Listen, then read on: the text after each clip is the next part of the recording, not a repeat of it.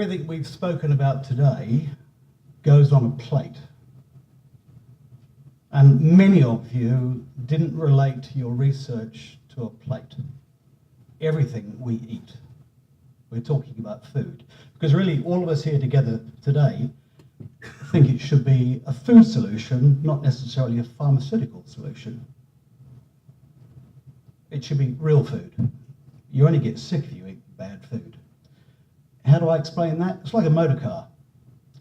You need 5 ingredients in a motor car. You've got to put fuel in it, oil it, grease it, water. If you miss one thing out of that car, what happens to it? And it's very expensive to fix it, and that's exactly the same with diabetes. Not the right ingredients are going in, so it's not performing properly, and the cost is astronomical. It's up to probably 1/3 or 25% of any health budget in any country indirectly. That's frightening. And we actually get no government support at all, do we? Anywhere in the world, really. Australia's quite a unique situation because of Jenny. It's amazing what we've achieved down there. How do we communicate it? It's not really complicated. It's really quite simple. It's about reaching people. And we are in the communication business, and that's what we do every day of the week. Whether you're selling a Toyota motor car, eggs, chickens, it doesn't matter. It's communication. But I think in the past, you've often tried to do everything in-house. Use all the experts that want to work with you. Broaden what you do. And it's really not only about food diabetes, is it? It's a balance. It's actually about exercise, sleep, and the right food. So we're talking about the right food at the moment, but it's a very broad problem. We started with potatoes. We started 6 years ago. I've got to work out how this works now. So I'll let's mention quickly the book. The book is based on hygiene study. It's brilliant, Jenny. Everyone, we've bought hundreds of them and passed them all over the world. It tells the story about food in a very simple way. It's still expensive, but apart from that, it works. So it's actually about swapping food, not taking it off the table and forgetting about it. I think I remember in Italy we had a joke with Walter, because Walter had said that potatoes are bad for you. And I said, no. It's the variety of potato. It's the variety of sugarcane. It's the variety of beans. Stop trying to make something out of nothing. Real food is what will solve the problem.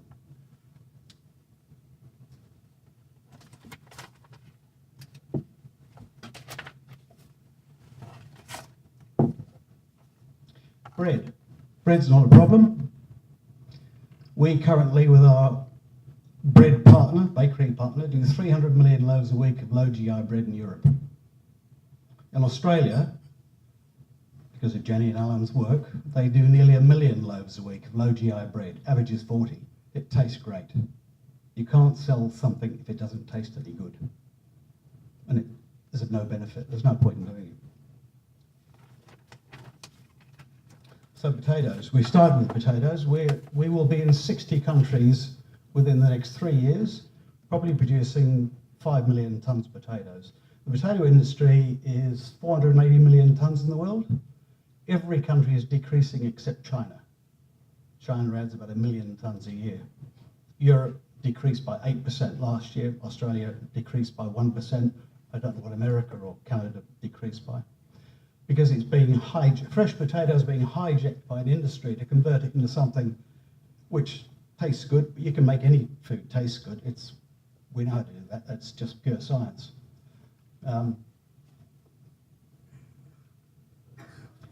Our test market in Australia was just potatoes. We started very simply.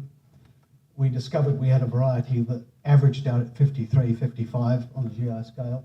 Most potatoes are mid-80s up to 100. Discovery was, it's not fully discovered. It's similar to pasta. There's a lot more research to be done.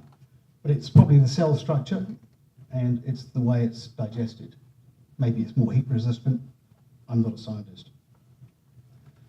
But over 6 years, we've gone from a test market, and we'll do 4 million bags this year. And the sales continue to increase, and all potatoes in the world, as I've just said, are decreasing. It's really about serving up real food. The supermarket chain believe we can get another 2 million before it tops off, and that's a population of 23 million, with a large Asian population that don't eat many potatoes. They do eat some, and Southern European population where really potatoes are a vegetable, not a carb. They eat pasta. It's really nice. So we decided we would go for the 5 difficult products in the world. We brand our product, and we actually decided to go to supermarkets and talk to them. Because if you stop and think about it, 99% of all the food we sell in the Western world comes out of a supermarket. And the supermarket controls the shelf. The manufacturer no longer controls that shelf space. Every supermarket we visited in the world, and we've done it from China, India, Europe, North America, South Africa, everywhere. You explain the problem where some people shouldn't eat the carbs or don't eat the carbs on the shelf. They get it in 5 minutes. These are people that are very skilled at selling product. We don't have to like them, but they control that industry. You can't change it. I can't change it. And straight away they say, okay, but maybe we should include biscuits and breakfast cereal. And they keep going. I say, yeah. There are laboratories in the world where you can now test and you can endorse your product to serve a healthier food. Not one supermarket anywhere has said no. They've all said, can we do it tomorrow? Okay, EFSA, labelling, different countries are at different stages. I've always been a marketing man, and I've been a bit naughty in the past.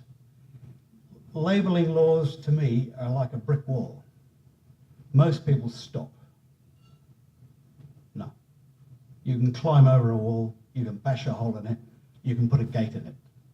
So you don't stop and wait. If you stop and wait, as David said 2 years ago, and this really affected me, if it takes another 30 years to make this happen, how many people are going to die? And we're responsible.